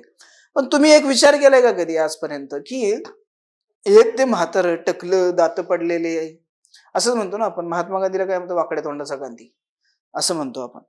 पण एक विचार करा की त्यावेळी त्या माणसाकडे अशी काय पॉवर होती की ते नुसतं म्हणला ना की उद्या आपल्याला काय करायचंय, भारत छोडो आंदोलन करायचं आहे, तर तो एकटा नाही, त्याच्या पाठीमागे लाखोच्या संख्येने अख्ख्या देशभरामध्ये लोक उभं राहायचे. म्हणजे काहीतरी पॉवर असणार ना त्याच्याकडे, बरोबर आहे ना. आपण जाऊन म्हणा बरं आपण उद्या आपण आंदोलन करूया, कुणी सुद्धा येत नाही, कुणीच येत नाही. चहा प्यायला सर म्हणलं चहा म्हणता तुझी, तू चहा प्यायला सुद्धा येत नाही आपल्यासोबत लोक, कारण का पैसे देते का नाही म्हणणार, अशी परिस्थिती असते. पण नुसतं एका आवाजावरती, एका शब्दावरती अख्खा देश उभा राहायचा, बरोबर. मग अशी घडून गेली लोक. असं आणखीन एक इतिहासामध्ये छत्रपती शिवाजी महाराज, काय होतं बरं त्यांच्याकडे, काहीच नव्हतं. त्यांनी 4 लोकांसोबत काय केलं तर या स्वराज्याची सुरुवात केली. बघता बघता काय झालं, अख्खा महाराष्ट्र त्यांच्या पाठीमागे उभा राहिला. का बरं, त्यांच्याकडे ती एक क्वालिटी होती, एक स्किल होतं ना, म्हणूनच आले ते. म्हणून आजपर्यंत लक्षात घ्या, येणारा कितीही वर्षाचा काळ असो, ही जी अजरामर झालेली लोक आहेत ही अजरामरच राहणार आहेत. आणि का अजरामर राहणार आहेत, तर त्यांचं कार्य हे त्या लेवलचं होतं. म्हणजे आज भारतामध्ये ही परिस्थिती आहे की आपण महात्मा गांधींना शिवाय देतो, त्यांचे पुतळे उभ्या करून त्यांना गोळ्या घालतो, हे करतो, असे बारीक चाळे करतो. पण अख्ख्या जगाला माहिती आहे की महात्मा गांधी काय चीज होती. म्हणून तुम्ही कुठेही जा, प्रत्येक देशामध्ये तुम्हाला कुठे ना कुठे महात्मा गांधीचा पुतळा दिसतो. आता हे बरं असू द्या, तुम्हाला सांगतो, आपले माननीय लाडके पंतप्रधान इथं आल्यावर महात्मा गांधीला शिवाय देतात आणि बाहेर गेले की महात्मा गांधीच्या पुतळ्यासमोर फुलं वाहून पाया पडतात. पर्याय नाही ना, कारण जग मानतं, मान्यच करावं लागणार आहे. तिथं असं नाही मी मानत नाही, हे नाही देतील का राखील, असं आहे, रियालिटी आहे. म्हणजे ही लोक सहजासहजी घडलेली नाही. मग त्यांचा जो काही जीवन प्रवास आहे, काय मूल्य होते त्यांचे, काय आहे. महात्मा गांधीचं चरित्र वाचले का, माझे सत्याचे प्रयोग वाचा कधीतरी, खूप भारी आहे, खूप काही शिकायला मिळतं. भले आपण महात्मा गांधी ना बनू, पण ऍटलिस्ट आपल्या स्वतःपुरतं तरी काहीतरी मिळेल ना आपल्याला, की अरे त्यावेळी त्या माणसाने ह्या गोष्टी सॅक्रिफाईस केल्या होत्या. सो हे खूप महत्वाचं आहे, हे इथं लक्षात ठेवा. त्यानंतर भारत आणि जगातील नैतिक विचारवंतांचे आणि तत्वज्ञानांचं योगदान, खूप लोकांनी विचार म्हणजे मांडले, हे केले. आता मार्क्स माहिती असेल तुम्हाला, काय भारी नॉलेज सांगायचा तो माणूस, की नाही जगामध्ये समानता समता असली पाहिजे. लोकांचं म्हणजे जे आहे रे गट, नाही रे गट, अशी लोक, पैसा, भांडवलदार, कामगार, हे ते, यांच्याबद्दल कोणी कधी विचारच नव्हता केला. पण ह्या लोकांनी विचार केला, म्हणून हे तुम्हाला आज काहीतरी दिसतं, यांच्याबद्दल काहीतरी विचार केला जातो, हे इथं लक्षात ठेवायचं. त्यानंतर लोक प्रशासनातील सार्वजनिक नागरी सेवा मूल्य आणि नैतिकता, प्रशासनातील सभ्यता, मग ह्या गोष्टी तुम्हाला काय करायच्या, पुढे प्रशासनात गेल्यानंतर यांचं अंमलबजावणी करायची आणि स्वतः पण त्या पाळाव्या लागतात. मग ते तुम्हाला माहिती असणं इथं गरजेचं आहे, हे इथं लक्षात ठेवा. ओके. मग याचं संदर्भ साहित्य, याच्या संदर्भ साहित्यामध्ये शालेय पाठ्यपुस्तके, याच्यामध्ये स्पेशली तत्वज्ञान इयत्ता 11वी आणि 12वीचं स्टेट बोर्ड मध्ये असणारं एक पुस्तक आहे. त्यानंतर मानसशास्त्र इयत्ता 12वीचं, ही 2 पुस्तकं असतील. त्यानंतर रेफरन्स बुक कडे जर गेलो आपण, तर इथं पाश्चिमात्य तत्वज्ञानांची कहाणी, साने गुरुजी. साने गुरुजीचं श्यामची आई पुस्तक वाचलं का तू? नाही वाचलं तू? नाही वाचलं, वाचा, कळेल की अरे खरं साने गुरुजीचं पण नाव निघतं असं सारखं. साने गुरुजी म्हणले की श्यामची आई, उल्लेख आल्याशिवाय राहतच नाही. काय असेल बरं त्या पुस्तकामध्ये वेगळं असं, की ज्यामुळे ते अजरामर होऊन गेले. साने गुरुजी पण अजरामर झाले आणि श्यामची आई पण अजरामर झाली. त्यानंतर साने गुरुजीचं कुणालाच माहिती नाही काय, ठीक आहे, नंतर आता माहिती होईल, पण साने गुरुजी माहिती आहेत आणि त्यांचं श्यामची आई हे पुस्तक पण माहिती आहे. सो वाचा ते पण, काय आहे काय नाही. मग त्यांचंच हे पुस्तक आहे एक, की पाश्चिमात्य तत्वज्ञानाची कहाणी आणि साने गुरुजी. त्यानंतर हे साने गुरुजीचं पुस्तक आहे. नीतिशास्त्र, एकात्मता आणि अभियोग्यता माधवी कवी विद्याप्रकाशांचं असणारं पुस्तक आहे. त्यानंतर मग काही इंग्लिश मधले रेफरन्स बुक आहेत. सायकोलॉजी बुक क्लास 11-12चं काही सिलेक्टिव्ह चॅप्टर करायचे आपल्याला. त्यानंतर ethics in public administration Patrick Shirin यांचं एक पुस्तक आहे. त्यानंतर इथिक्स, इंटिग्रिटी अँड ऍप्टिट्यूड हा जी सुब्बाराव, PN रॉय चौधरी यांचं असणारी ही NCERT आहे. सो हे पण इथं काय करायचं तुम्हाला अभ्यासायचं आहे. मग त्यानंतर याचे असणारे डिवायडेशन पेपरचं कसं आहे, याच्यामध्ये तुम्हाला एकूण 12 प्रश्न पाहायला मिळतात. पहिला जो प्रश्न असेल त्याच्यामध्ये परत काही आपले सब प्रश्न पाहायला मिळतात, जे की 10 गुणासाठी असणार. म्हणजे प्रत्येक प्रश्नाला 2 2 2 2 असे मार्क्स असणार आहेत. 2-2 ओळीमध्ये उत्तर लिहायची असतात.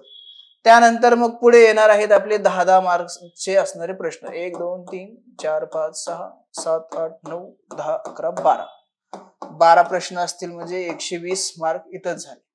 120 आणि 10 150. म्हणजे खाली परत आपल्याला 100 मार्कसाठी किती प्रश्न, तर 5 प्रश्न 6 1 2 3 4 5 6 120 झाले हे. आणि हे 120 आणि 130 बरोबर इथं आपले 130 झाले होते आणि इथं आपले 120 म्हणजे टोटल झाले 250. सो अशा पद्धतीने याचा पॅटर्न असतो. इथं काही वेगळं नाही, काही नाही. खूप इंटरेस्टिंग पेपर आहे. ज्याला अशा गोष्टी आवडतात त्याला तर इथं चांगले मार्क्स मिळतात. बऱ्याच लोकांचा कन्सर्न हा असतो की नाही अरे इथं मार्क्स मिळतील का नाही, पण चांगले मार्क्स मिळतात हे इथं लक्षात घ्यायचं. त्यानंतर पेपर क्रमांक 8 आणि 9 एकत्रच असतो. वैकल्पिक विषय. वैकल्पिक म्हणजेच तुमचा ऑप्शनल. आता या ऑप्शनल मध्ये तुम्हाला काय ऍज युअर चॉईस, तुम्हाला जे वाटेल ते तुम्ही इथं निवडू शकता. हे एकूण 26 विषय आहेत. 26 पैकी जो वाटेल ते घ्या. तुम्हाला वाटलं की मला पशुसंवर्धन आणि पशुविज्ञान घ्यायचंय, बिनधास्त घेऊ शकता, काही अडचण नाहीये. मानवशास्त्र घेऊ वाटलं घ्या, जीवशास्त्र वाटलं घ्या, रसायनशास्त्र घेऊ वाटलं घ्या, स्थापत्य अभियांत्रिकी म्हणजे सिव्हिल इंजिनिअरिंग घेऊ वाटलं घ्या, वाणिज्य व लेखापाल CA वाले घ्या, इकॉनॉमिक्स घ्या, विद्युत अभियांत्रिकी, इलेक्ट्रिकल इंजिनिअरिंग ते घ्या, भूगोल घ्या, भूशास्त्र घ्या, इतिहास घ्या, विधी घ्या. विधी म्हणजे लॉ, काहीही घ्या. पुढे बघा व्यवस्थापन आहे तेही घ्या, मराठी साहित्य ते पण घ्या. खूपच वाटलं आर्यभट्ट आहे मी, गणित घ्या. आर्यभट्ट असं वाटलं गणित घ्या. यांत्रिकी अभियांत्रिकी तेही घेऊ शकता. वैद्यकशास्त्र कुणाला वाटलं नाही जरा MBBS काही मला करायला चान्स भेटला नाही, आता MBBS चा अभ्यास करतो, वैद्यकशास्त्र घ्या. लय वाटलं फिलॉसॉफी माझ्या डोक्यात घुसला किडा कुठला तरी, तत्वज्ञान घ्या. खूपच वाटलं जरा फिजिक्स बद्दल प्रेम आहे, भौतिकशास्त्र घ्या. खूपच पॉलिटीमध्ये इंटरेस्ट असेल तर राज्यशास्त्र, आंतरराष्ट्रीय संबंध तो घ्या. खूपच वाटलं परत आणखीन काहीतरी वेगळं करायचंय, मानसशास्त्र घ्या. लोकप्रशासन घ्या, समाजशास्त्र घ्या, सांख्यिकी घ्या. नाही जर वाटलं ना की प्राण्याचा पण डॉक्टर व्हायची इच्छा होती ती राहून गेली, प्राणीशास्त्र घ्या. 26 विषय आहेत, काहीही घ्या. फक्त एकच सांगतो आता, जे काही घ्याल ना त्याचे रेफरन्स बुक, त्याचा गाईड करणारा माणूस हे पाहिजे. नाहीतर तुम्ही तुमचं ऑप्शनल कुठं जगात आहेत कोणालाच कळायला मार्ग नाही. म्हणजे निवडलं ऑप्शनल मी प्राणीशास्त्र लोकांना कळेना काय आहे, हो ना. मग असं व्हायला नको की ऑप्शनल कुठला घ्यायचा. ऑप्शनलचे काही टेक्निक आहेत. कमी वेळेमध्ये चांगली तयारी झाली पाहिजे. अभ्यासक्रम शॉर्ट अँड स्वीट असला पाहिजे. त्याच अभ्यासक्रमाचा आपल्याला मेन्समध्ये जे तर GS मधले पेपर आहेत तिथं फायदा झाला पाहिजे. आपल्याला गाईड करणारा जो व्यक्ती आहे तो चांगला पाहिजे. रेफरन्स बुक असतील, मटेरियल असेल ते अवेलेबल पाहिजे. सो ह्या गोष्टीचा विचार करा. ह्या गोष्टी असतील तर तो ऑप्शन निवडा. आणि याच्यासोबत आणखीन एक महत्वाचा मुद्दा, तुमची आवड, चॉईस. येतं का लक्षात? फक्त काय आहे, आवड पण अशी नको, जसं की आता उदाहरणार्थ मला ऐश्वर्या आवडते, पण आवड अशी नको. म्हणजे तुम्हाला समजलं असेल की ऐश्वर्या माझ्या आवाक्याच्या नाही, ह्या वाक्याच्या पण बाहेर आहे. आलं का लक्षात? फक्त एक लक्षात ठेवायला की तिथपर्यंत जाऊ शकतो का तो विचार करा. म्हणजे भीती नाही दाखवत, पण आहे काही काही असे आहेत ना, वास्ट आहेत, भयंकर आहेत. भूगोलाचंच उदाहरण देतो. जेवढं खोलात जाल तेवढं कमीच आहे. म्हणजे भूगोलाचा सिलेबसचा आवाका आणि मारियाना गर्ताची खोली बरोबर आहे. आलं का लक्षात? अथांग आहे. इतिहास तसंच आहे अगदी. हा, इकॉनॉमिक्स पण तसंच आहे. इतिहासामध्ये पण तेच, इकॉनॉमिक्स मध्ये पण तेच. म्हणजे डेप्थ लेवल बघा काय आहे काय नाही. खोटं नाही सांगत, इतिहास, भूगोल हे विषय, अर्थशास्त्र हे विषय आहेत ना, हे ऑप्शनल कम्प्लीट व्हायला ना साधारणपणे 1.5 वर्षाचा काळ लागतो. किती? 1.5 वर्षाचा काळ लागतो. मग याच्यामध्ये शॉर्ट मध्ये असणारे बघा, समाजशास्त्र, त्यानंतर पॉलिटिक असेल, त्यानंतर खूपच वाटलं ना तर मग इथं याला प्रेफरन्स देऊ शकतात 3 नंबरला, किंवा भूगोल एक करूया. त्याच्यानंतर मग इकडे जाऊया 4 कडे, मग अर्थशास्त्राकडे जाऊया. पण मोस्ट ऑफ दी लोक प्रशासन एक राहिला. लोक प्रशासन एक चालतो, कारण शॉर्ट अँड स्वीट सिलेबस असला पाहिजे, व्यवस्थित पटकन करता आलं पाहिजे, स्कोर पण चांगले होतात, सगळ्या गोष्टी आहेत. सो ह्या गोष्टींचा इथं विचार करा ऑप्शनल निवडताना, आणि मगच ऑप्शनल निवडा. ऑप्शनल निवडत असताना मी म्हणेल 4-4 वेळेस डिस्कशन करा, स्वतः विचार करा. कारण काय, एकदा ऑप्शनल निवडला आणि वर्षभर अभ्यास केला त्यानंतर ऑप्शनल चेंज करणं म्हणजे वेडेपणा असणार. सो ते करू नका, वेळ नका घालू. कारण काय, सर्वात महत्वाचा ऑप्शनल असतो आपल्यासाठी, कारण 500 मार्क देणार आहे आपल्याला तो. आणि 500 मार्कापैकी किमान मी म्हणेल 250 ते 300 प्लस किती जा, मग काही अडचण नाही, पण मिनिमम 250 तरी तिथं तुम्हाला मार्क्स मिळायलाच पाहिजे मिनिमम. सो ह्या गोष्टींचा विचार करा की अरे ऑप्शनल काळजीपूर्वक विचार करून निवडायचा, जेणेकरून काय आपल्याला फायदा होईल त्याचा. नाहीतर आवड आहे म्हणून डोक्यावर उचलून घेतलं आणि परत काय म्हणतो, पाठीचा काना पण गेला आणि मान पण मोडून पडली, असं नको व्हायला. कारण खूप उदाहरणं मी स्वतः पाहिलेले आहेत. घेतलं ऑप्शनल, वर्षभर अभ्यास केला, दिला सोडून, परत दुसरा घेतला, परत 6 महिने अभ्यास केला, दिला सोडून. कित्येक तरी मुलांचं असं झालं, जीएसचा अभ्यास आहे, सगळ्या काही गोष्टी आहेत, पण ऑप्शनलच तयार नाही, आणि तिथं ते ठामच नाही राहत की हे करू का ते करू. अशा नेहमी ह्याच्या गोंधळामध्ये काय होतं, ते असेच अडकून पडलेले असतात. सो ह्या गोष्टी इथं लक्षात घेणं गरजेचं आहे. ओके, सो हा होता आपला सिलेबस. काही शंका असेल तर विचारू शकता, ऑनलाईन ऑफलाईन आहे. ओके, तुला इकडे समजलं सगळं ऑनलाईन? ठीक आहे, चला थांबूया, मग भेटूया उद्या ठीक 3 वाजता. थांबायचं? येस, चलो. Thanks for watching. If you found this video valuable, don't forget to like, share and subscribe our channel. The Officer, your personal mentor.